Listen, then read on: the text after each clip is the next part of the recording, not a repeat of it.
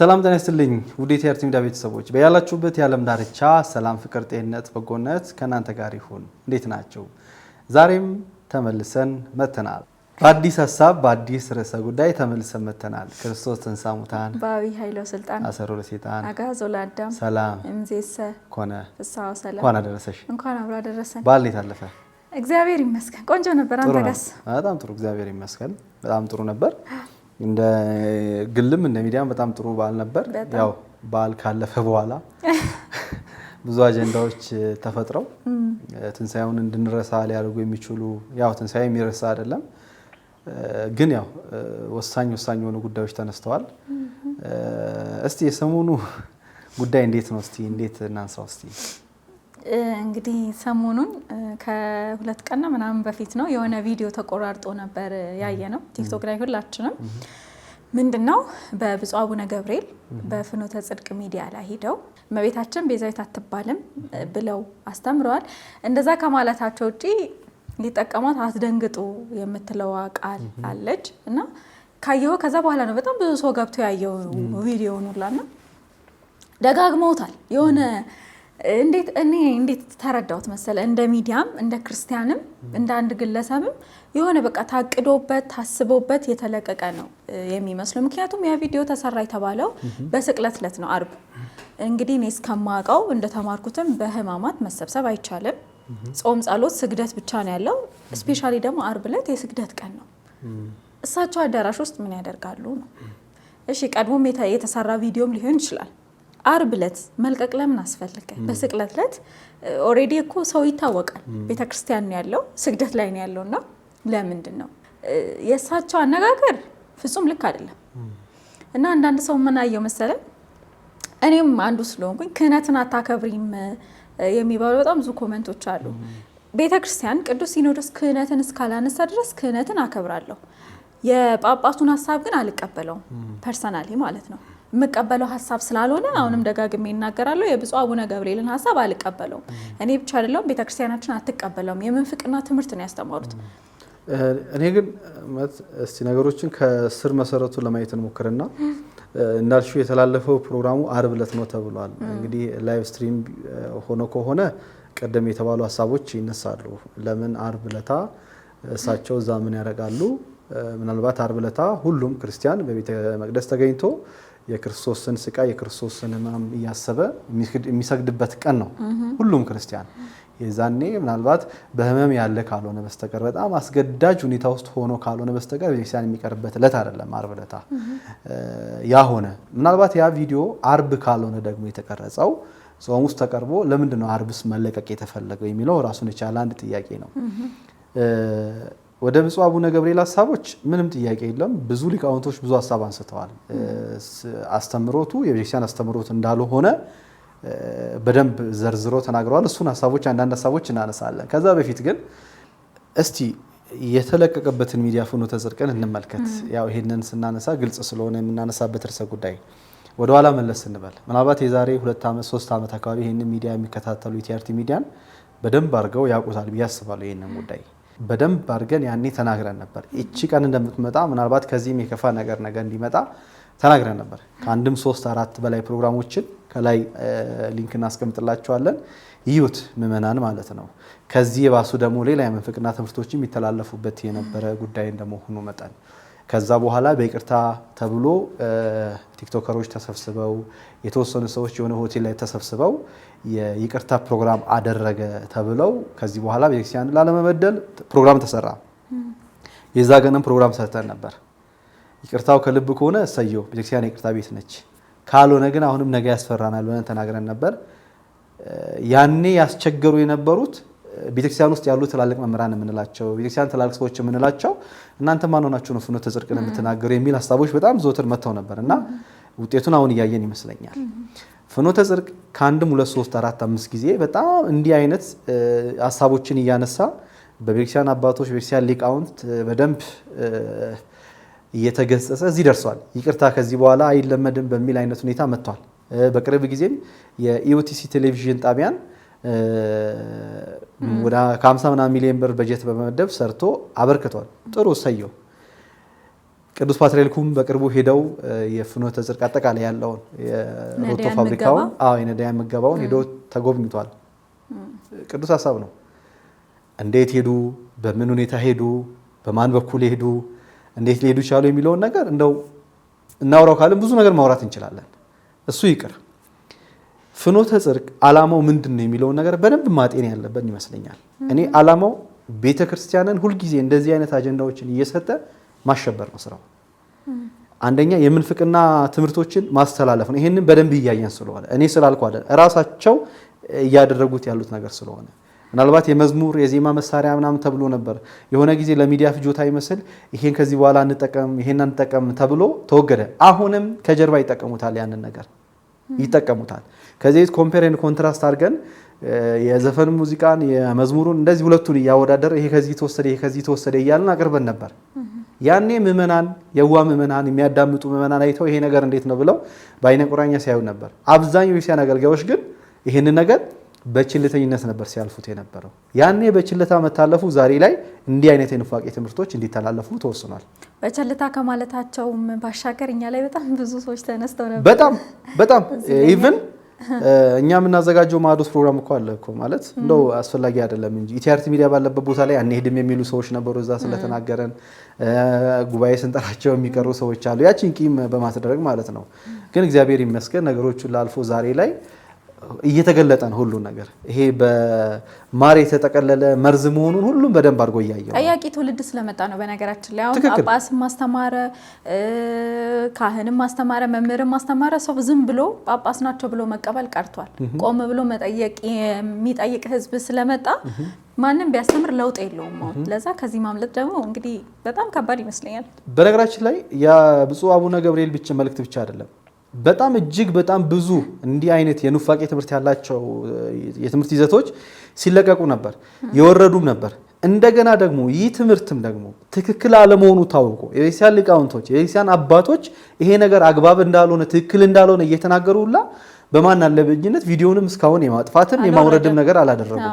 ይሄ ምንድን ነው የሚያሳየው? ዛሬ ጠዋት ላይ አንድ ብፁዕ አቡነ ዲዮስቆሮስ የማህበራት መምሪያና ማደራጃ ሊቀ ጳጳስ አንድ ደብዳቤ አወጥተዋል። ያ ደብዳቤ ምንድን ነው የሚለው? እንግዲህ ፍኖተ ጽድቅ ሚዲያ መግለጫ እንዲሰጥ ነው። ይሄን ያደረገበትን ምክንያት መግለጫ እንዲሰጥና ቪዲዮን አውርዶ ኦሪጂናል ቅጂውን እንዲያስረክባቸው ነው አቡነ ዲዮስቆሮስ የተናገሩት። ይሄ ጥያቄ መጨረሻ ላይ የሚመጣው ወደ እሳቸው ነው። ምክንያቱም እሳቸው የማህበራትን ንብረት የሚመሩ ናቸው። ካልሆነ ይሄ ማህበር መታገር ነው ያለበት ወይ እርምጃ መወሰድ ነው ያለበት የሚል ጥያቄ እየመጣም ስለሆነ እየመጣ ብቻ አይደለም ይልሽ እኛ ማህበር ከዛ ወጥተናል፣ ፍቃድ በማዶት አወጥተናል። ምን መሰለሽ ማህበር እንቱ ላይ የሚለው የቤተክርስቲያንን ስርዓት የቤተክርስቲያንን ቀኖና የቤተክርስቲያኒቷን ዶግማ የሚያፋልሱ ተግባራት ላይ ከተገኛችሁ ያለምንም ቅድመ ሁኔታ ማህበሩ ይታገዳል የሚል አንቀጽ አለ። ህግ ነው፣ ህግ አንቀጽ አለ። እኔ ፍኖተ ጽድቅ አሁን እኔ እርምጃው ራሱ ደስ ብሎኛል። የብፁዕ አቡነ ዲዮስቆሮስ በአፋጣኝ ይሄን ነገር በመጠየቃቸው አንድ ትልቅ ነገር ነው። ነገር ግን ማለት ነው እንዴ ይሄ እኮ በጣም ትልቅ የኑፋቄ ትምህርት እኮ ነው። በኋላ ላይ እናነሳለን የመምህራኖቹን ሀሳብ። ይሄ እኮ ያለምንም ቅድመ ሁኔታ ነው እኮ። እንዴት ነው የሚያሳምን ነገር ከቀረበልኝ ትክክል ነው ብዬ ልቀበል ነው ማለት ነው? የሚያሳምን ነገርም ሊያቀርቡ አይችሉም። በዚህ መግለጽ ስጡን፣ እናንተ ስጡን ማለት አንድምታው እንደዛ ነው። የሆነ እስቲ በዚህ ላይ ማብራሪያ ስጡን። ያ ማብራሪያ አሳማኝ ከሆነ ሊቀበሉ ነው ማለት ነው። እኔ ግን ላካሄዱ ይመስለኛል። እኔ እኮ እሱማ ትክክል ነው ያልኩሽ እኮ ነው። ከዚህ በፊት እኮ ቅዱስ ሲኖዶስ ትላንት አውጥቷል። ከዚህ በፊት የነበሩ ነገሮች ነበሩ አይደል? ይሄ የመዘገየት ነገር ወደ ኋላ የመቅረት ነገሮች ነበሩ። አሁን ያ ነገር እንዳለ ቀርቷል። ይሄ በመሆኑ ራሱ አንድ ትልቅ እርምጃ ነው። ነገ የምንጠብቀው እኮ ውሳኔ ያከዋል አይደል? ቅዱስ ሲኖዶስ ከዚህ በፊት የምናውቃቸው ነገሮች አሉ አይደል? ማንም ቤተክርስቲያን ላይ ተነስቶ አፉን ሲከፍት ምዕመናን ሲጮው ነው እንጂ ከቤተ ክህነቱ እኮ ከ4 ኪሎ ብዙም እንደዚህ የምናያ ነገሮች አልነበሩም። አሁን ግን ያው ጉዳዩም ሲሪየስ ስለሆነ ይሄ ኑፋቄ ትምህርት ስለሆነ ምላሽ ሰጥቷል። የብፁዕ አቡነ ዲዮስቆሮስ ይህንን መግለጫ ማውጣት በራሱ ትልቅ ነገር ነው። ነገር ግን እኔ አሁን የምጠብቀው እኔ ብቻ ሳይሆን ብዙ ሰው የሚጠብቀው ፍኖተ ጽድቅ ማብራሪያ እንዲሰጠኝ አይደለም፣ በቃ እርምጃ እንዲወሰድበት ነው። እርምጃ እንዲወሰድበት ሴንስ ቤተክርስቲያኒቱ በምትፈቅደው ሕግና መሰረት በኩል የሆነ ነገር በቃ መደረግ አለበት። አለበለዚያ ለምሳሌ ይሄን ነገር አንድ ተቋም ወይ ማህበር የከሌ ወይ የሆነ ማህበር አርጎ ቢሆን ከዚህ በፊት እንደዚህ አርጎ አያውቅም። የሆነ በስተት ነው ወይ ደግሞ እንደዚህ ድንገት ተለቆ ነው ተብሎ እንትኖች ሊሰጡ ይችላል ማስተባበያዎች። ለፍኖተ ጽድቅ ምንድን ነው የሚሰጠው ንገረኝ እስኪ። ማለት ትላንትና ቤተክርስቲያኒቷን ብጥብጥ ሲያደርግ የነበረ ምዕመናንን በጣም ግራ ሲያጋባ የነበረ ፍኖተ ጽድቅ ጋር ብትገቢ እየደገፉ ያሉት እኮ 100% ፕሮቴስታንቶች ናቸው። ውስጡን እኮ ገና ብዙ ማስረጃዎች የምናወጣቸው ቪዲዮዎች አሉ ከዚህ በፊት እንደነበሩት። እንደው ተስተካክሏል ይቅርታውም ትንሽ ቆይ ብለን ነው እንጂ እኮ ማለት ነው አሁንም እየተደረጉ ያሉ ነገሮች ነበሩ እኮ። ጾም ከመግባቱ በፊት እየተለቀቁ የነበሩ መዝሙሮች፣ ጾም ከገቡ በኋላ እየተለቀቁ የነበሩ መዝሙሮች ምንድን ናቸው? ያልወረደ መዝሙር ነው አይደል? እዛው ቻናላቸው ላይ ያለ መዝሙሮች አውርደናል ብሎ ቪዲዮዎችን ድጋሚ እየተጫኑ ያሉ መዝሙሮች ምን አይነት ይዘት ነው ያላቸው? ምንም ግልጽ ነው። አጠቃላይ ፕሮቴስታንቲዝምንና ምንፍቅናን የሚሰብኩ ናቸው እንዳለ። የዘማሪያንና የምንወዳቸውን የምናከብራቸውን ዘማሪያንን ዝማሬ እያንሻፈፉ እያቀረቡ ምንድነው እያስተላለፉ ያሉት? የምናየው ነገር ስለሆነ ማለት ነው። ስለዚህ ነገም ቅዱስ ሲኖዶስ ሮብና አርብ ይሰበሰባል። ትላንት አንድ መግለጫ ወጥቷል። ነገ ትልቅ ውሳኔ እንጠብቃለን። ውሳኔው በእርግጠኝነት ይሄ ነገሮች በይቅርታ እንዲታለፉ ይሆናሉ ብዬ አላስብም። ለምን የዛሬ ስንት ዓመተ ምሕረቱን አላስታውሰውም። በረከታቸው ይደርብንና ብፁዕ አቡነ ገብርኤል ሐዋሳ መንበረ ጵጵስናቸው የነበረው የቡርጂ አማሮ የሲዳማ ሀገረ ስብከት ሊቀ ጳጳስ እንዲሁ በአንዳንድ ጉዳዮች ላይ ጥያቄ ተነስቶባቸው ለጊዜው ከአገልግሎት እንዲታገዱ ክህነታቸው ተይዘው እንዲታገዱ ተደርጎ ነበር። በምን በአስተምሮ ጉዳይ። ከዛ በኋላ ከዛ አስተምሮ ተመልሰው ዳግም ወደ ስራቸው እንዲመለሱ ተደርገዋል። አዲስ ጉዳይ አይደለም። አቡነ ገብርኤል ዛሬ ነገ ስልጣናቸው ቢያዝ አዲስ ጉዳይ አይደለም። ቅድም ደግሞ ክህነት ምናምን ስለተባለው አርዮስን ጳጳስ ነበር እኮ። እነ ኔስጥሮስ በጣም ትልቅ የበቁት አባቶች እኮ በጣም በቤተክርስቲያኒቷ ትልቅ እኮ ቦታ ላይ ነበሩ ነበር አይደል እንዴ?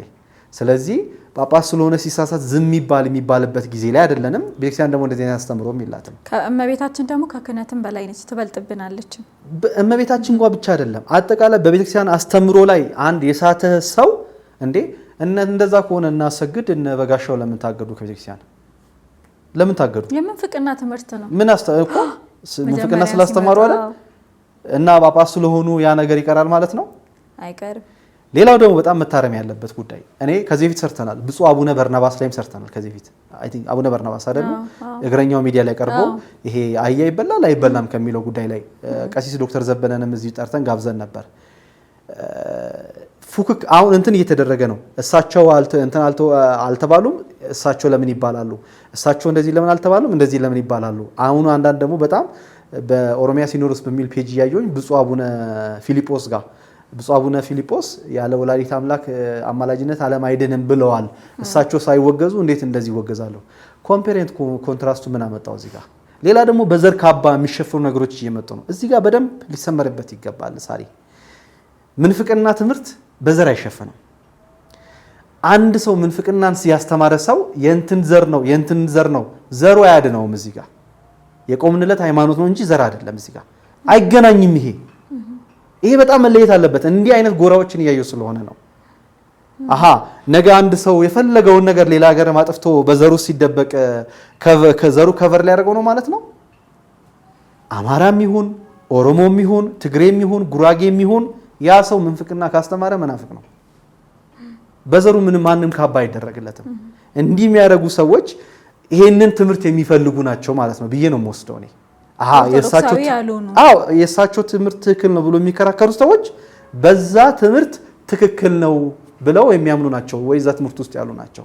ሰሞኑን ካይሽ የፕሮቴስታንት ሚዲያዎች በጣም ይሄን ነገር በጣም እንትን እያሉት ነው፣ እየዘገቡት ነው። አንድ ቀን ጳጳስን አክብረው ማያውቁ እንትን ክርስቲያን ምናምን የሚሉት በጣም ምናምን ብለው እኔ በጣም ነው የገረመኝ በጣም እና ይሄ ነገር ምንድነው የሚያሳየው? ቤተክርስቲያን ትክክል ይሄ ሁላ ሊቃውንት ይሄ ሁላ አባቶች ምዕመናን የጮሁት እኮ ማለት ነው ትክክል ስላልሆነ ነው አስተምሮ አይደል? ትክክል ያልሆነውን ደግሞ በዚህ ደረጃ የተቀመጡ አባቶች አሉ። ያንን ደግሞ አባቶች መርምሮ የሚሰጡትን ነገር እንቀበላለን። ገብቶሻል አይደል? እንቀበላለን። ነገር ግን ጳጳስ ስለሆነ መምህር ስለሆነ አንድ ሰው ስለሆነ የፈለገውን ነገር ቢናገር ተሰሚነት አለው ብለን አናስብም። ይሄ ፍጹም ስህተት ነው። በዚህ ላይ እጅግ የምናከብራቸው በጣም ትላልቅ መምህራን ሀሳብ ሰጥተዋል። ስለነሱ እናንሳ እስቲ። መምህራኖቻችን ስንመጣ እጅጉኑ እግዚአብሔር ይመስገን በጣም የኦርቶዶክሳውያንን አንድነት ያየነው በጣም ብዙ ሊቃውንት መምህራን ዝምታቸውን የሰበሩበት ነው። እኔ በጣም ደስ ብሎኛል። እነ ታደሰ ወርቁ፣ እነ ዲያቆን ሄኖክ ኃይሌ፣ እነ መምህር ስሙር በነገራችን ላይ ታደሰ ወርቁ እንደውም ጥሩ አነሳሽ የረሳሁትን ነገር ፍኖተ ጽድቅ ወደ መስመር እንዲገባ በጣም ከደከሙ በጣም ዋጋ ከከፈሉ መምህራኖች መካከል አንዱ መምህር ታደሰ ወርቁ ነው። በተለይ ይሄ የሚዲያ ፖሊሲውን በመቅረጽ አጠቃላይ ቤተክርስቲያኒቷን ስርዓትና ደንብ ቀኖናዋን ዶግማዋን እንዲጠብቅ በማድረግ ሂደት ውስጥ እነ ታደሰ ወርቁ ብዙ ለፍተዋል። በዚህ ሊመሰገኑ ይገባል። ነገር ግን የቤቱ ፍላጎት ያ አይደለም፣ በመስመር መሄድ አይደለም፣ ኦርቶዶክሳዊ የመሆን አይደለም። ትዝ ካለ ይቅርታ ስላቋረጡ መምህር ያረጋል የሆነ ይሄ ፍኖተ ጽድቅ አባላት ጳጳሶች የተወሰኑ ጳጳሶች ተሰብስበው በተገኙበት አንድ ነገር ብሎ ነበር። ያን ቪዲዮ ሲጀመር የቀረጽነው እኛ ነበርን እና በጣም ብዙ እንትናምቶ ነበርና ምንድን ያለው ጸጋዬ በጣም ብዙ ቤተክርስቲያኖችን ይረዳል፣ ህንጻ ያስገነባል። እሰየው ነው፣ እግዚአብሔር ይመስገን። ግን 100 ህንጻ ቢደመር ከአንድ ነፍስ አትበልጥም። በጣም ብዙ ውርጅብኝ ነበር የወረደበት። ትዝ ይለኛል ከላይ እስከታች የመጀመሪያው ቪዲዮ እሱን እኛ ምናልባት ተመልካቾቻችን ከላይ እናስቀምጥላችኋለን። እኛ ነበር የለቀቅነው። በወቅቱ ነበርን እንደ ሚዲያ ተጋብዘን ሄደናል እና ስንሄድ ምንድነው አጠቃላይ ፍኖተ ጽድቅ መዋቅ እንትን ሆኗል። ምንድነው ማህበር ሆኗል። ማህበር ሆኗል አይደለም፣ ይዛኔ ወደ መዋቅር ጨርሷል። የቴሌቪዥን ለቴሌቪዥን የሚያበቃውን መዋቅር ጨርሶ በቤተክርስቲያኒቱ ስርዓትና ደንብ ለመመራት ዝግጁ ነውና ኑና ይሄን ነገር ተመልከቱልን። በወቅቱ በጣም እየሰራ ነበር ፍኖተ ጽድቅ ላይ ሄድን። ስንሄድ አቶ ጸጋዬ ያደረጉትን በጎ ስራ ነበር ዘገባው የነበረው በአጠቃላይ። ከዛ በዛ መሃል እኛ እንደውም ፋይናል መጨረሻ ላይ አቋርጠን ወጣን። መምህር ያረጋል ምንድን ያለው በጣም ከባድ እንትን ነው። ፍኖተ ጽድቅ ላይ ብዙ ምዕመናን ጥርጣሬ ያላቸው እንዴት እንመን እያደረገ ያለው ፍጹም ኦርቶዶክሳዊ አይደለም። ቅድም ያልሽውን ህንፃዎችን ይገነባል፣ ቤተክርስቲያኖችን ያንጻል። 100 ህንፃ አንድ ላይ ቢደመር አንድን ነፍስ አያድንም። ትክክል ነው፣ እሱም ያለበት ኮንቴክስት ማለት ነው። በወቅቱም እነ ታደሰ ወርቁ ቅድም የጀመርኩትና ገለጽ ጨርስልሽና በአካልም ተገናኝተን ነበር በቅርብና ኮምፕሊትሊ በቃ እንዳቃታቸው ነው። በቃ ምንም ሰውየው መመለስ አይፈልግም። በፊት ታድሶ ውስጥ የነበረ ሰው ነው። ከዛ ወደ ኦርቶዶክስ መመለሳለሁ አለ። አሁንም በፍጹም መመለስ አይፈልግም። በቃ እያንዳንዱ በቃ ታጥቆ ጭቃ እየሆነብን ነው። እንሰራለን ተመልሰን ወደዛ ነው፣ እንሰራለን ተመልሰን ወደዛ ነው። ነገረ ድህነት ላይ እነ መምህር ኢዮብ ይመኑ፣ እነ መምህር ምትኩ አበራ፣ እነ መምህር ታደሰ ወርቁ፣ እነ መምህር ተስፋዬ ሞሲሳ ቁጭ ብሎ ፍኖተ ጽድቅ ውስጥ ያሉ መምህራንን እንዳለ ሲያስተምሩ ነበር። እያንዳንዱን ነገር ይሄ አካሄድ ይሄ ነው ብለው በጣም ደክመዋል። ግን የነዚህ መምህራን ትምህርት እንዳለ ማንም ሊቀበለው ፈቃደኛ አልሆነም። ቢቀበሉትማ ዛሬ የብፁዕ አቡነ ገብርኤል መልእክት እዛ ላይ አይጫንም ነበር። ሌሎችም ነገም እንደዚሁ ጥያቄ የምናነሳባቸው ሀሳቦች ይነሳሉ። ስለዚህ እነዚህ መምህራን ደክመዋል። ፍኖተ ጽድቅ ታጥቦ ጭቃ ነው፣ ያው ነው። ከዛ ፈለገ ነው። ግን አሁን እኮ ይሄ ታድሶም ሆነ ጴንጤ መሆን ከፈለገ ይችላል። ማንም እግሩን አስሮ ያስቀመጠው ሰው የለም። አንቺ አልገባሽም ሳሪ፣ ይልሽ አልገባሽም። አንዳንዴ ምን መሰለህ አይለው እኮ ሐሳቡ አይደለም ሳሪ፣ ይልሽ የፕሮቴስታንትና የታድሶ በተለይ የታድሶ እንቅስቃሴ ፊት ለፊት የሚታይ ነበር። ያኔ ከዚህ ሰርተናል። ከሐረር ጀምሮ መቀሌ ከሳቴ ብርሃን የሚያፈራቸው ደቀ መዛሙርት ያደረጉት እንቅስቃሴ ጀምሮ ቅድስት ሥላሴ ዩኒቨርሲቲ የቅድስት ሥላሴ ካቴድራል የነበረው እንቅስቃሴ ጀምሮ የነበረው የታድሶ እንቅስቃሴ እንዲህ ነበረ፣ ፊት ለፊት የሚታይ ነበር ወጥተው። አሁን እሱ አይደለም፣ ተመሳስሎ መቅረብ የሚባል ነገር አለ። ውስጡን በጣም ብዙ ነገር እየተሰራ ነው። ምናልባት የዛሬ 2 ወር 3 ወር አንድ ቪዲዮ ሰርተን ነበር፣ አንድ ዶክሜንተሪ። እንደው በዚሁ አጋጣሚ ተናግሬ አላቅም፣ ልናገር። የሐይቅ ቅዱስ እስጢፋኖስ ገዳም ውስጥ የነበሩ አባቶች ወደ 6 አባቶች ለ4 ዓመት እዛ ውስጥ ሆነው የምንፍቅና ትምህርታቸውን ሲዘሩ የነበሩ ፋይናል ላይ እነዛ አባቶች ተይዘው ሲታዩ በአካውንታቸው በጣም ብዙ ብር ቤታቸው በአታቸው ውስጥ በጣም ብዙ 100 ሺዎች ካሽ የተገኘባቸው መጽሐፍቶች እንዳለ የታድሶች መጽሐፍቶች፣ የኦሾ የጆቫ መጽሐፍቶች ናቸው የተገኙት። እያንዳንዱ ሲያሰለጥኑ የሆነው በሪከርድ ጭምር ለ4 ዓመት ሲከታተሏቸው ቆይተው ያንን ዶክሜንተሪ ሰርተን ለቀናል። ያንን ዶክሜንተሪ ከመለቀቁ በፊት ማስታወቂያ ስለቅ እንዳንለቅ ከፍተኛ ጫና ነበር ሲደረግ የነበረው። ከፍተኛ ጫና ታስታውሻለሽ። ያንን ሲያደርጉ የነበሩ ደግሞ ማለት ነው እኛው ቤተክርስቲያን ውስጥ የነበሩ መምህራን ነው። ነገ እንዘረዝራቸዋለን። ደውለውላ ሲያስፈራሩ የነበሩ መምህራኖች አሉ። ፋይናል ላይ እነዛን ሰዎች ጀርባቸውን ስናጠና ራሱ ተያያዥ ነገር አላቸው። ይገርምሻል። ይሄንን መረጃ ሲሰበስቡ የነበሩ መነኮሳቶች አሉ እዛ ደሴት እዛ ሐይቅ ላይ አንዱን መነኩሴ 15 ቀን አስሯቸዋል ገዳም ውስጥ 15 ቀን ለምን መረጃ ሰበስባችሁ ለምን ሰጣችሁ ተብሎ ለምን ለሚዲያ መረጃ ሰጣችሁ ተብሎ ከዛ በኋላ ከገዳሙ ላይ ሊያባሯቸው ነበር ፋይናል ላይ የገዳሙ መነኮሳት እንዴት ይሆናል ብለው ነው ያን ያስመለሷቸው እነዛ መነኮሳት የተባረሩ መነኮሳት ከገዳሙ እንዲመለሱ ላይ ሊደረጉ ነበር እሱ ይገርምሻል እነዛ መነኮሳት ከወጡ በኋላ የት ነው ያሉት ቀጣይ የምንሰራው ቪዲዮ አለ አሁን የምንላቸው ተቋማት በጣም እጃቸው በጣም ረጃጅም ነው ይሄ ነው እንቅስቃሴው ለምን ፕሮቴስታንት አይሆን ለጴንጤ ወጥቶ አይሆንም ምናምን አይሆኑም ውስጥ ለውስጥ ሆኖ ኦርቶዶክሳዊን የመሳብ የማውጣት ጉዳይ ነው በቃ ኦርቶዶክሳዊ ሰው ልክኛ ውብ የሆነ ነገር እንደማይወድልን ነገር ልክኛ የተሻለ የድምጽ ጥራት እንደማይወድልን ነገር ያስመሰሉ ብዙ ነገር እኛ የድምጽ ጥራቱ ጉዳይ አይደለም አብሮ የሚመጡ ነገሮች ናቸው ከፕሮቴስታንት አድራሾች የምንለያቸው በምንድነው ከሌሎች ቤተ እምነቶች የምንለይ የራሳችን እንትን አለን አይደል እነዛ የምንለይባቸው ነገሮች እየቀሩ ተመሳሳይ ነገሮች እየገቡ ነው በግጥሞች መካከል ውስጥ እንዴ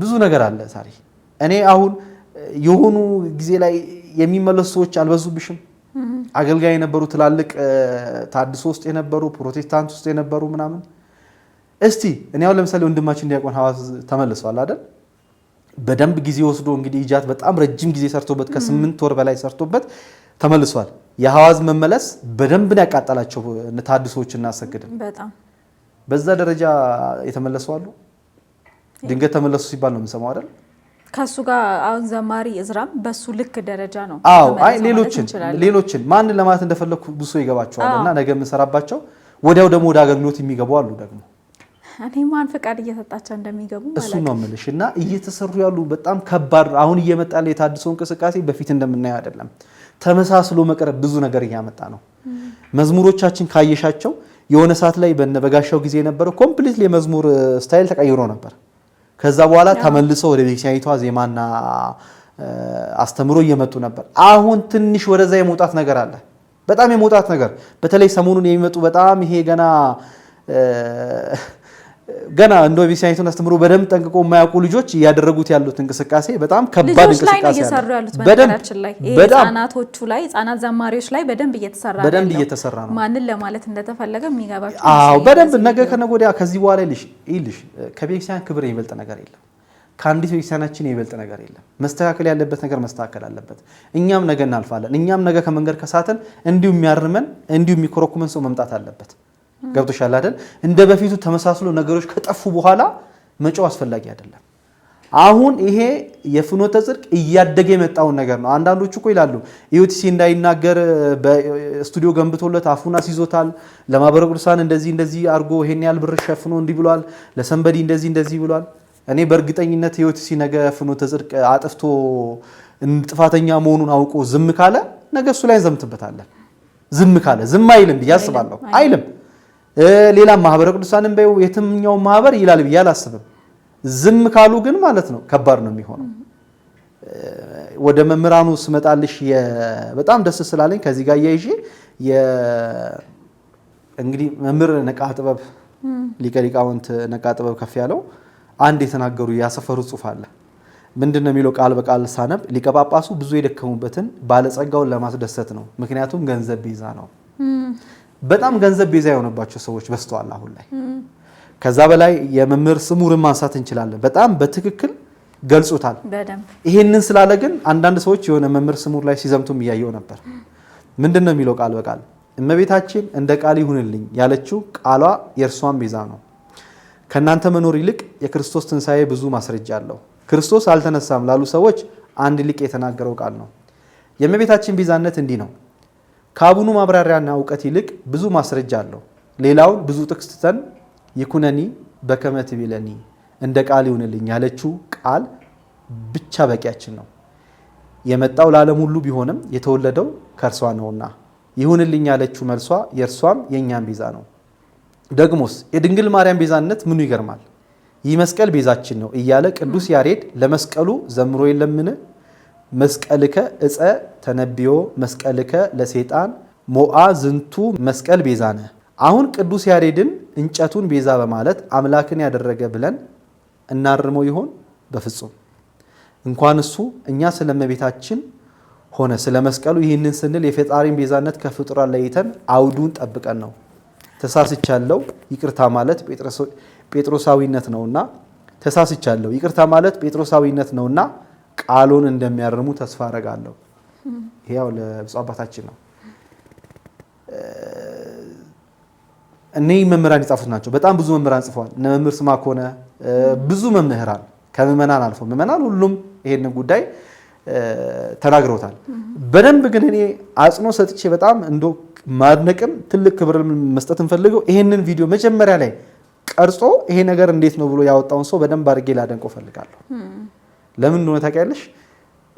አሁን ማህበራዊ ሚዲያውን ጥቅም እያየነው ነው። እንዲህ አይነት ነገሮች በማህበራዊ ሚዲያ ነው እያየን የመጣ ነው። ይሄ ነገር ሆነ። ከዛ ትላንት ደግሞ እንግዲህ ጉዳዩ በጣም የከረረ ጉዳዩ ደግሞ በጣም ሲሪየስ መሆኑን ያየንበት የዲያቆን ሄኖክ ኃይሌ ብዙ ጊዜ ሀሳብ ስለማይሰጥ በቸልታ የሚታለፍ ነገር አይደለም ይሄ ነገር። እንደውም ለምጠቀመው ቃል ሁላ ይቅርታ በማለት ነበር የጀመረውና እኛም ደንግጠናል። ስናየው ደንግጠናል። ያስደነገጠን ምንድነው? በዚህ አይነት ስሜት አይተነው ስለማናቅ ይሄ ኑፋቄ ስለሆነ ይሄ በጣም ትክክል ስላልሆነ የተወሰነ ፖይንት ብቻ ስለ ብፁዕ አባታችንና ስለ ፍኖተ ጽድቅ የተባለውን እናንብብና ወደ ቀጣይ ሀሳባችን እንሄዳለን። ፍኖተ ጽድቅ የሚባል እባጭ ቤተክርስቲያን ላይ ከወጣ ጀምሮ አንዴ ዘፈን በሚመስል መዝሙሩ፣ አንዴ ምንፍቅናን በሚያገሳ ስብከቱ ምዕመናንን ሲያወዛግብ ሰንበትበት ብሎ ነበር። ጌታ በወንጌሉ በድን ባለበት በዚያ አሞሮች ይሰበሰባሉ እንዳለው የፍኖተ ጽድቅ ባለቤት ሙዳ ስጋ ይጥላል ብለው ተስፋ ያደረጉ ሰዎች ዙሪያውን ስለከበቡት ላለፉት ጥቂት ዓመታት ቤተክርስቲያን ከነነፍጡ ካልወደደችው ብለው ሲሟገቱ ከርመዋል። በመሰረቱ ሁኔታው ሰውየው ድሃ ቢሆን ኖሮ ገና ድሮ ተወግዞ ነበር እንድንል ያደርገኛል። ቅዱስ ሲኖዶስ ይህንን ማህበራት ለማጣራት ጊዜው አሁን ነው፣ ከኛ ወገን ነህን ወይንስ የሚል ኢያሱዋዊ ጥያቄ ለመጠየቅ ጊዜው አሁን ነው ይላል። ይቀጥልና ስለ ብፁዕ አቡነ ገብርኤል ሐሳብ ነው የሚያነሳው። ሰሞኑን ደግሞ በፖለቲካ ቤዛነት የተሾሙ የሆኑ አንድ ጳጳስ ድንግል ማርያም ቤዛ አትባልም ብሎ በፍኖተ ጽድቅ አዳራሽ ሲያጨበጭቡ ሰማን። ከንዑስ ክርስቲያን ያነሰ እውቀት ያላቸው እኚህ ጳጳስ ሽልማት እንደሚጠባበቅ አዝማሪ ሰውየውን ያስደስታል ብሎ ያነሰቡትን ሁሉ ሲዘባርቁ ነበር። በአጠቃላይ ሐሳቡ መጨረሻ ላይ ሲጨመቅ ሙሴ ቤዛ በተባለበት መጽሐፍ ቅዱስ እያመኑ ድንግል ማርያም ቤዛ አትባልም ላሉት ጳጳስ ቅዱስ ሲኖዶስ ቤዛ ሲሆናቸው ማየት አንፈልግም፣ ጠንከር ያለ ቀኖናዊ እርምጃ እንጠብቃለን ይላል። ይሄ እንግዲህ ግልጽ ነው። የተነሳበት ሐሳብ ያለው ያስቀመጠው ነገር እንዳለ ቅድም የተወያየንባቸው ሐሳቦች ናቸው። እንደውም በደንብ በቃ አንጀት አርስ በሆነ መንገድ ገልጾታል። በጣም ብዙ ሰውንም ነው ያስደሰተው። እንዳልከው ቅድም በእንደዚህ አይነት ስሜት አናቀውም እና ሁሉንም ሰው ነው በቃ ይሄ በቂ ነው ብዬ አስባለሁ። ወደ ማታ ላይ ደግሞ አንድ የሊቀ ሊቃውንት ስምዐኮነን መልእክት አይቼ ነበር። ረጅም መልእክት ነውና በጣም ነው ደስ ያለኝ። እርጋታቸው በቃ ከሳቸው በጣም ብዙ ነገር የሚማሩ ይመስለኛል ሊቀ ጳጳሱ ራሱ ማለት ነውና ከዛ መሀል ያሏትን በጣም የወደድኳትና ያጋራዋትን ላንብብልህ። ብፁዕ አቡነ ገብርኤል በሰገነት ላይ ያጠፉትን የቤተ ክርስቲያን ትምህርት በሰገነት ላይ ወጥተው ቤተ ክርስቲያኒቱን ይቅርታ ሊጠይቁ ይገባል፣ አትደንግጡ ብለውናል። እንዳንደነግጥ ያደርጉን። ይህንን ትምህርት አባቶች አልነገሩንም፣ መጽሐፍቶች ላይ ተጽፎ አላገኘ ነው የሚለው ይሄ በጣም ትንሹ ነውና ነይ ነይ እምዬ ማርያም ቤዛዊት ነሽ ለዓለም የሚለው መዝሙር አደል ትክክል አይደለም። ስለዚህ አትደንግጡ። ምንድነው ስለ እመቤታችን ይሄንን ነገር ስነግራችሁ እንዳደነግጡ እስካሁን ስትሉ የነበሩት ስትዘምሩ የነበሩት ነገር ፍጹም ስህተት ነው እያሉ ነው። ነይ ነይ እምዬ እሳቸውን በቀደም ነው ባይዘው የተሾሙት። ነይ ነይ እምዬ ማርያም እኔ እንኳን ሳልወለድ የነበረ እኔ ገና ሰንበት ትምህርት ቤት ስገባ በልጅነት እንትን ላይ ዑደት የታወት ዑደት ላይ ብለን መዘምረው ነው። አስበው እንግዲህ ከኔም እድሜ በላይ የሆነ ነውና እሳቸው ገና ትላንትና ወደ ጵጵስና መጥተው ይሄን ያህል የነበረውን ነገር በአንዴ ማፍረስ አይቻልም። በዚህ ጉዳይ ደግሞ በብፁዕ አባታችን ጉዳይ ደግሞ አንድ የተነሳ ሐሳብ አለ። ያው ከብፁዕ አቡነ ገብርኤል ጋር የተሾሙ ሊቀ ጳጳሳት አባቶች አሉና እነሱን ሁሉ አንድ ላይ የመፈረጅ ነገር መጥቷል። እንደዛ ግን አይደለም። ለምሳሌ እነ ብፁዕ አቡነ ኤፍሬም አሉ፣ እነ ብፁዕ አቡነ ገሪማ አሉ፣ ጢሞቴዎስ ብፁዕ አቡነ ጢሞቴዎስ ብዙ አሉና ይሄ የብፁዕ አቡነ ገብርኤል ሐሳብ ነው። ያውቁታል፣ ስህተት እንደሆነ ያውቁታል። ለምሳሌ በወቅቱ በቃ ጥር 15 በተፈጸመው ነገር ቤተክርስቲያን ማቅ በለበሰችበት ጊዜ ያን ነገር ማካካሻ ተብሎ በወቅቱ 9 ኤጲስቆጶሳት ተሹመዋል። ያኔ ቤተክርስቲያን አምናበት ያኔ በቃ ተደርጓል። በስተት የሚደረግ በትክክል መንገድ የሚደረግ ያኔ ሆኗል። አሁን ያን ነገር አናንሳ። ለምን ካነሳን ብዙ ሀሳቦችን ማንሳት ስለምንቻል ያኔ ላይ ነበር። አይሆንም ከተባለ ሁላችንም ዋጋ መክፈል የነበረብን ሆኗል። ከሆነ በኋላ በቃ እነዚህ የቤተክርስቲያን አባቶች ናቸው ተብሎ ተሰጡን አይደል? ከተሰጡን በኋላ እኛ አባቶች እንግዲህ ብፁዕ አቡነ ኤፍሬም ቡኖ በደሌ፣ ብፁዕ አቡነ ገሪማ ጌዲዮ አካባቢ፣ ብፁዕ አቡነ ጢሞቴዎስ ምንድነው ዳውሮ፣ ብፁዕ አቡነ በርተሎሜዎስ ድሬዳዋ፣ ሌሎችም እንደዚህ ብፁዕ አቡነ ኤልሳ ጅጅጋ የተሾሙ አሉ። ምድረ ከብድ ላይ አንድ ብፁዕ ብቻ ስማቸው ካልሳሳትኩኝ ተሾመዋል። ይሄንን ሐሳብ ያነሱት ግን ብፁዕ አቡነ ገብርኤል ናቸው። ብፁዕ አቡነ ገብርኤልና ብፁዕ አቡነ ገብርኤል በሳቸው ስር ሁሉም መጠቃለል የለባቸውም ያስባለሁ። ግን ተሾሙ፣ ቤተክርስቲያን አምና ተቀበለቻቸው። በስነ ስርዓት የኤጲስቆጶስ ሹመት በቅድስት ሥላሴ ካቴድራል ስርዓቱን ጠብቆ በመንበረ ፓትርያርክ ይመስለኛል ተካሄደ። አለቀ። ያኔ ከመካሄዱ በፊት ነበር ነገሮች ማለት የነበረብን። ከሆነ በኋላ ግን አሁን ለምሳሌ ልክ አንዳቸው ሲያጠፋ ሁሉንም የመጠቅለል ሐሳብ ስህተት ነው ብዬ አስባለሁ። በጣም ትልቅ ስህተት ነው። ብፁዕ አቡነ ገብርኤል በነገራችን ላይ ያነሱት ሐሳብ ስለ እመቤታችን ቤዛነት ብቻ አይደለም። ወደ 5-6 ነጥቦች አሉ እዛ ትምህርት ላይ የወጡ ፍጹም ስህተት የሆኑ ትምህርቶች። ከዛ ውጭም ሌላ አውደ ምሕረት ላይ የተናገሯቸው ነገሮች አሉ። ለእያንዳንዱ ነገር መጠየቅ አለባቸው። ለምን መሰለሽ? ድንገት የተነገረ ይሄ ዳህፀ ልሳን አይደለም።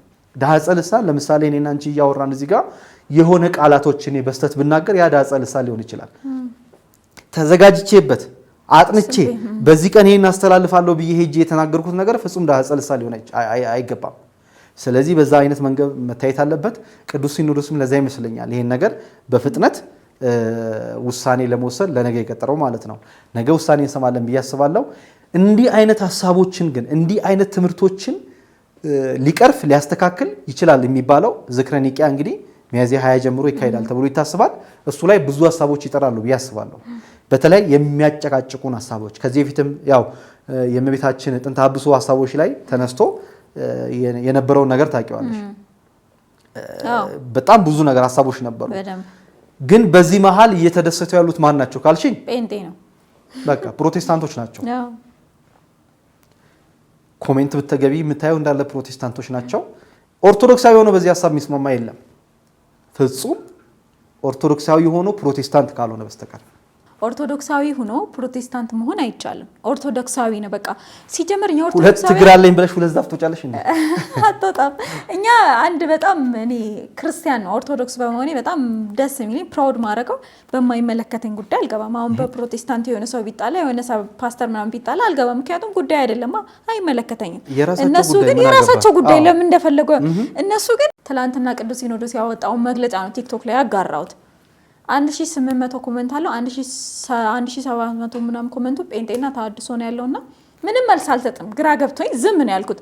እና አንድ ካህን ናቸው ደግሞ ንስሐ ግቢ ለዚህ ጥፋትሽ ንስሐ ግቢ ብለው ቪዲዮ ሰርተውብኛል። ለየትኛው መንገባው ንስሐ ይኖራል። ለየትኛው ጥፋቶችን በመናገራችን እንትን የምንል ከሆነ መግለጫውን ለምን እኔ መግለጫን ያነበብኩት ልሽ የፈለኩት ጥፋቶችን በመናገራችን ንስሐ መንገባ ከሆነ በፍኖተ ጽድቅ ብቻ 1-7 አይደለም ይሆናል 10-7 ነው ያስፈልገናልና ከዚህ በፊት የሰራናቸውን ቪዲዮዎች ያዋቸው የፍኖተ ጽድቅን እንደገና ደግሞ አዲስ ቪዲዮዎችን ከዚህ በኋላም በተደጋጋሚ ወደ እናንተ እናቀርባለን። ቅዱስ ሲኖዶስ የሚወስነውን ውሳኔ ወደ እናንተ የምናቀርብ ይሆናል። ይህ ጉዳይ እንደሌላ ጊዜ በቸልተኝነት የሚታለፍ ጉዳይ አይደለም። እስካሁን በቸልተኝነት ማለፋችን ፍኖተ ጽድቅን እዚህ ያደርሰናል። እንዲህ አይነት ትምህርቶች አውደ ምሕረት ላይ እየተሰበኩ መጥተዋል። ከመምህራን አልፎ ጭራሽ በሊቃነ በጳጳሳት ደረጃ እንዲህ አይነት ሐሳቦችን እያየን ነውና ብፁዕ አቡነ ገብርኤልም እንግዲህ የሚሉትን ነገር እንጠብቃለን። ነገ እንግዲህ ውሳኔ እንጠብቃለን ብዬ አስባለሁ። እዚህ ጋር ደግሞ ያው እየጠቀለልን ስለሆነ ኦርቶዶክሳውያን አንድ ልዩ የሚያደርገን ነገር እርስ በርስ ልንጣላ እንችላለን፣ ልንባላ እንችላለን፣ ችግር ሊኖርብን ይችላል። በቤተ ክርስቲያናዊ ስርዓትና አስተምህሮ ጉዳይ ግን አንድ ነን እና ከምንም በላይ ቤተ ክርስቲያናችን ትቀድምብናለች። ኢየሱስ ይቀድምብናል፣ ድንግል ማርያም ትቀድምብናለች እና ኦርቶዶክሳውያን ለቤተክርስቲያን ለእምነታቸው መጨረሻ ምንድን ነው? ቆይ የሰው ልጅ መጨረሻ ሊሰጥ የሚችለው ነገር ምንድን ነው? ነፍሱን ነው። ሊቢያ በረሃ ላይ የሞቱት ኦርቶዶክሳውያን ማተባችሁን ከአንገታችሁ አውልቁ ተብለው አናውልቅም ብለው ነው እንግዲህ የቅርብ የዚህ ሳምንት ሚያዝያ 11 መታሰቢያቸው አይደል? እነዛ ሰዎች እነዛ ሰማዕታት በረሃውን ለመሻገር ብለው ማተባቸውን አውልቆ መሻገር ይችሉ ነበር። ከነ ማተባቸው አንገታቸው ተቀልቷል ኦርቶዶክሳዊ ስለሆኑ። ሻሸመኔ ላይ አባቶች ቤተክርስቲያናችሁን ጠብቁ ብለው የወጡ ምዕመናን ሞተዋል፣ ሰማዕት ሆነዋል። ከዚህ በላይ ለሃይማኖታቸው የሚሰጡት ነገር የለም። ይሄን እንዲያስቡት ነው የምፈልገው። አይ ልልሽ የፈለኩት ገብቶሻል አይደል? እኔና አንቺ የሀሳብ ልዩነቶች ሊኖር ይችላል። እኔና አንዳንድ ወንድሞች አንዳንድ እህቶች የሀሳብ ልዩነቶች ሊኖሩ ይችላሉ። በሃይማኖት ግን የሀሳብ ልዩነት የሚባል ነገር የለም። እኔም ቀይ መስመር አለኝ፣ አንቺም ቀይ መስመር ይኖርሽ፣ ሁሉም ቀይ መስመር አለው። ሃይማኖት የሚባለው ነገር ከተነካ ግን ማንም አይደራደርም በሃይማኖቱ። በቃ እኔ ሰማያዊን እኮ ርስት አገኝበታለሁ ብዬ እኮ ወድጄ ፈቅጄ እኮ የገባሁበት እኮ ነው። ለምድራዊ ነገር አልጨነቅበትም። ስለዚህ ይሄ መጨረሻዬ ነው። ስለዚህ ሁሉም ያ ስለሆነበት ነው የተናገረው። ተረድተውታል ብዬ ደግሞ አስባለሁ። ቀለል አድርገው ነበር። አይ ቲንክ አጀማመራቸውን እዚህም ይደርሳል ብለው ያሰቡ አይመስለኝም። ደስ ያለኝ ምንድነው ፍኖተ ጽድቅ ሴራውና ውስጥ ያለው ደባ በዚህ ቪዲዮ ምክንያት ጥሩ ነገሮች ይመጣሉ ብዬ አስባለሁ። ቤተክርስቲያን ተስፋ እናደርጋለን። ለነበረን ጊዜ እጅግ አድርገን እናመሰግናለን። እንደውም መረጃ እንስጣችሁ ብለን እኛም ስሜታዊ ሆነንና ሃይማኖታዊ ጉዳይ ስለሆነ እግዚአብሔር ያክብርልን። ነገ እንደሰማን እንግዲህ በመረጃ የምናቀርብላችሁ ይሆናል። ቪዲዮ ለምን አልሰራችሁም ዝም አላችሁ እናንተም የብፁዕ አቡነ ገብርኤል ደጋፊ ናችሁ ወይ ምናምን ብለው አንዳንድ ኮሜንት ላይ አይቼ ነበርና እንደዚህ በማሰባችሁ ራሱ እናንተ ራሱ ንስሐ ልትገቡ ይገባል። በዚህ ጉዳይ ላይ በጣም ዋጋ ከፍለናል። በተለይ በፍኖተ ጽድቅ ጉዳይ ላይ በጣም ዋጋ ከሚባለው በላይ ከፍለናል። ከብዙ ሰው ጋር ተጠማምደናል። ምንም ባላደረግነው ፍኖተ ጽድቅ ላይ ብቻ በማስረጃ በተነሳ ነው። ስለዚህ አሁንም እንናገራለን። ጳጳስ ስለሆነ አይደለም፣ በክህነታቸው እናከብራቸዋለን። ግን ምንፍቅና የሆነ ትምህርት ሲያስተላልፉ የኛ ወገን አይደለህም ከኛ ወገን ነህን ብሎ ዲያቆን ሄኖክ ኃይሌ እንደጻፈው ያንን እንጠይቃለን ማለት ነው። ይህ በጣም በጣም ችላ የማይባል ጉዳይ ነው። የአንድ ሳምንት አጀንዳ ሆኖ የማይቀጥልም ጉዳይ ነው። ስለዚህ ሁላችንም በዚህ ላይ ተነስተን የተናገርነው እኔ ምን ያልበንቲ ሳራ ወንደሰን ከኢቲአርቲ ሚዲያ ባለሙያዎች ጋር ከእናንተ ጋር ነበርን። እስከ ቀጣይ ፕሮግራማችን ድረስ ሰላም።